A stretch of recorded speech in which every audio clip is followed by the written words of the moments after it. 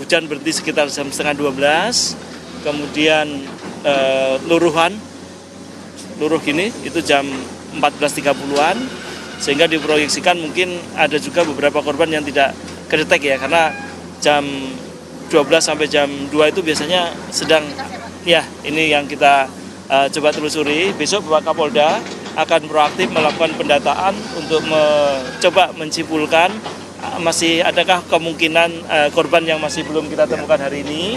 Namun demikian hari ini terus dimaksimalkan, kita 24 jam akan bekerja pencarian, tim gabungan dari Polda dan dari TNI, Kodam, terus Basarnas mencoba melakukan langkah-langkah lebih lanjut.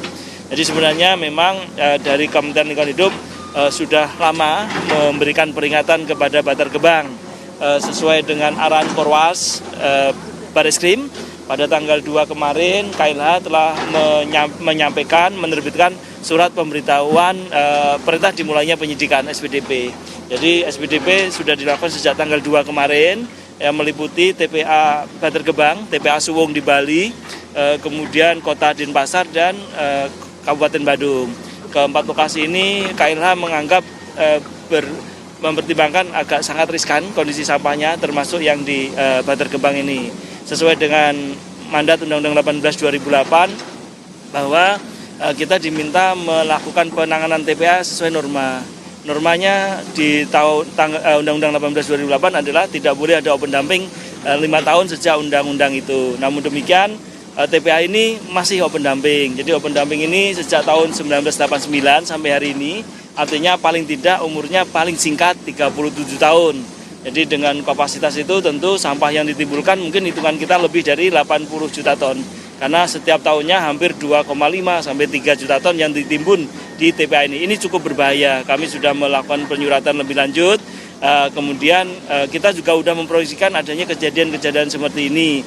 Kejadian seperti ini sebenarnya pernah terjadi di Luih Gajah yang menewaskan 157 orang waktu itu dan tidak pernah ditemukan. Dan ini kejadian ini tentu harus menjadi benar-benar menjadi pelajaran pahit buat kita untuk segera Jakarta berbenah. Apakah harus ada yang tanggung jawab? Mestinya iya. Jadi TPST Bantar Gebang ini kan milik pemerintah DKJ. Tentu pemerintah DKJ harus bertanggung jawab karena di dalam normanya pasal 40 kepada pengelola yang kemudian melanggar norma dan menyebabkan timbulnya korban jiwa, ini kepadanya dikenakan pasal 40 ayat 2, potensi dikenakannya yang menimbulkan korban jiwa yaitu dengan ancaman minimal 5 tahun, maksimal 10 tahun dan denda minimal 5 miliar, maksimal 10 miliar. Ini juga contoh Undang-Undang 32 2009 pasal 98 bahwa barang siapa yang melakukan kerusakan lingkungan dan seterusnya yang kemudian di ayat 3-nya menyebabkan kematian, maka ancamannya sama juga 5 tahun minimal sampai 10 tahun, kemudian dan denda 5 miliar sampai 10 miliar. Tentu ini harus kita tegakkan. Jadi karena ini sudah masa penyidikan dari Deputi Gakum, kita akan segera memanggil kembali terus semua yang harus memang bertanggung jawab dalam konteks ini. Ini masalah jiwa, masalah raga ini tidak bisa dikuantifikasikan. Ini tentu harus menjadi titik pukul yang sangat mendalam. Kita berharap dalam waktu yang sangat segera DKJ segera membenahkan diri dengan sangat sungguh-sungguh, lakukan penanganan sampah dengan sangat serius. Kita memiliki fasilitas RDF Rorotan 2.500, kemudian di Bantar Gebang ada 1.000, artinya 3.500. 3.500 itu sampah yang diperlukan 5.000 ton per day. Jadi sampah yang di Jakarta 8.000 mestinya sudah mulai terurai. Ini harus menjadi titik evaluasi mendasar pemerintah DKJ untuk tidak kemudian memandang ini tidak memandang ini harus menjadi sangat penting ya, sangat penting karena potensi semacam ini akan terus terjadi. Belum nanti kerusakan dan pencemaran lingkungannya. Jadi kami melalui Deputi Gakum akan kembali melakukan pemanggilan sesuai dengan SPDP ini, apalagi dengan terjadinya bencana ini. Tentu kami akan koordinasi dengan Pak Korwas kami dari Bareskrim Polri untuk melakukan langkah-langkah lebih lanjut. Nah, terkhusus hari ini kita fokus kepada korban ditangani terus tim gabungan, yang mudah-mudahan dengan serius kita akan mencoba mencari semaksimal mungkin korban-korban yang mungkin bila mana masih ada. Tentu nanti teman-teman dari Polda akan melakukan pendalaman lebih lanjut dibantu oleh teman-teman dari Kodam, TNI Polri, dan Basarnas. Saya rasa itu ya, hari malam ini kita tentu patut berduka mendalam karena kejadian ini sejatinya tidak perlu terjadi bila mana memang dilakukan dengan sangat hati-hati. Memang ini sudah kami warning sejak tahun 2025 kita menjabat, sudah kita surat sudah berkali-kali kita sampaikan untuk kemudian ya kita audit lingkungan juga sudah selesai dan sekarang tinggal penegakan hukum.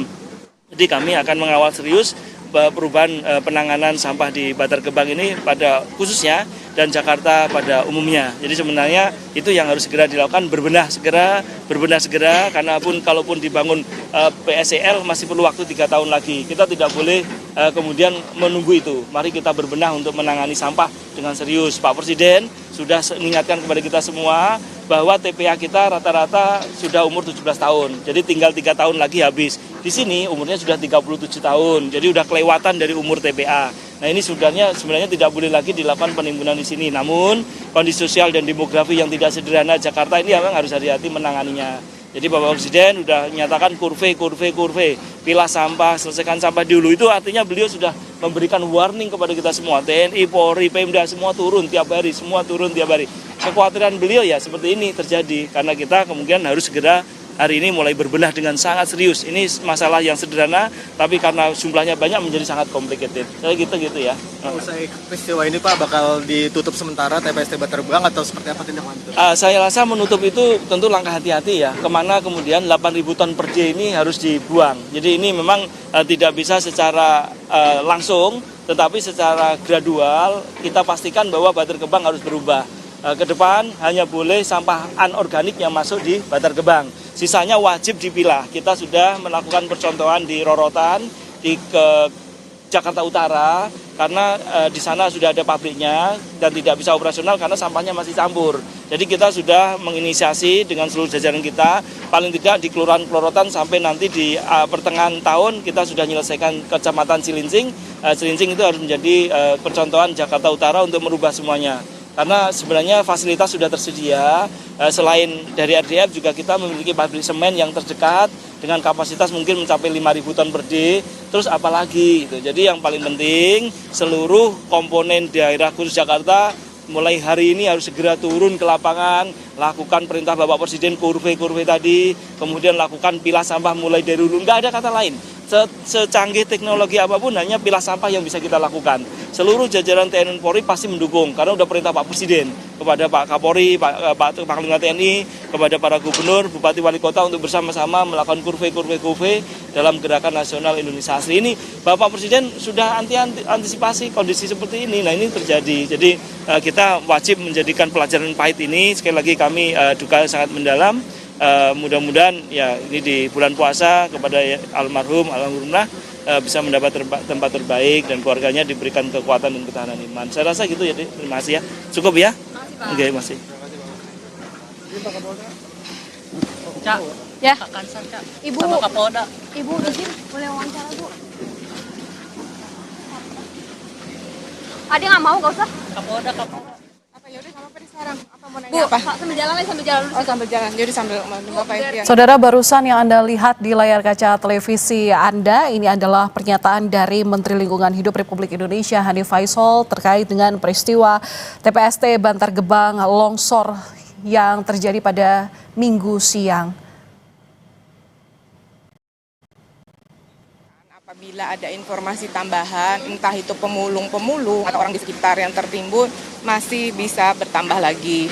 Maka hari ini kita maksimalkan, kita perlu membuka informasi seluas-luasnya apabila ada pihak keluarga yang memang merasa keluarganya belum kembali sampai malam ini dan berada di sini, tolong diinfokan ke pihak yang berwenang supaya nanti kami bantu pencariannya segera mungkin. Bu, ya? Artinya sekarang yang menjadi prioritas adalah pertama mencari korban dan kemudian adalah menormalisasi sungai ya Bu ya?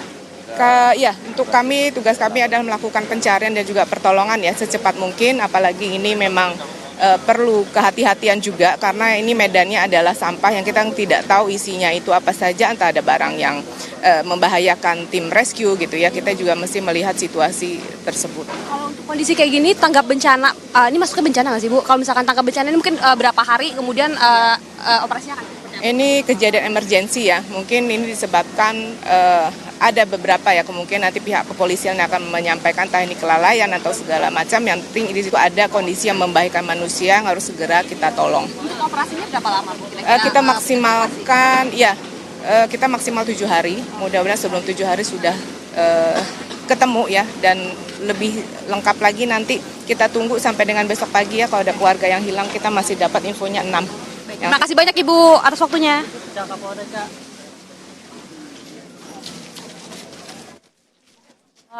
Penyampai. Saudara, barusan Anda mendengarkan pernyataan yang disampaikan oleh Kepala Kantor SAR Jakarta, Desiana Kartika Bahari, yang memang menyampaikan bahwa saat ini proses yang masih dilakukan di TPST Bantar Gebang pasca longsor adalah pencarian korban. Tadi sempat ada informasi yang kami dengar bahwa 6 orang masih dikabarkan hilang dan proses pencarian masih akan dilakukan hari ini sampai dengan 7 hari ke depan, sehingga ada imbauan kepada warga yang mungkin kehilangan sanak saudara kerabat ini bisa menginformasikan di posko kehilangan karena proses pencarian ini masih akan dilakukan. Sementara ini tadi sudah ditemukan 6 orang, di mana 4 orang meninggal dunia dan 2 dinyatakan selamat. Proses pencarian masih akan dilakukan karena belum menutup kemungkinan bahwa masih ada korban yang tertimbun longsor. Mengingat longsor ini terjadi pasca cuaca ekstrim yang terjadi sejak 2 hari terakhir.